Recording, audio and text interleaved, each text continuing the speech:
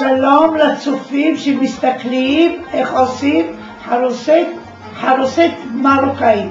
קונים בוטנים שבורים, שמים עליו חצי קופסה של תמרים בלי עצמות. אחר כך מתחילים לערבב,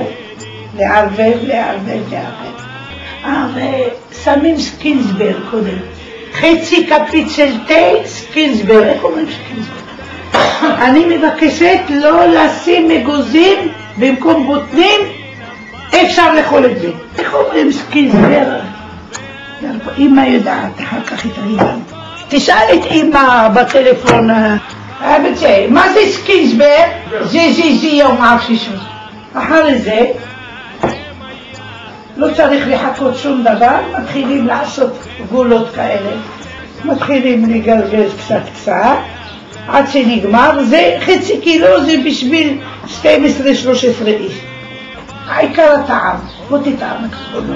עכשיו בבקשה, הנה הכנתי קצת מראש, והנה תסתכלו, זה יפה מאוד.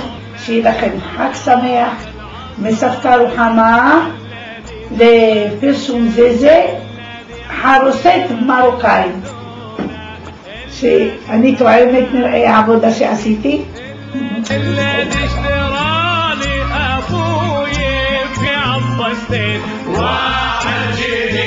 זנגבי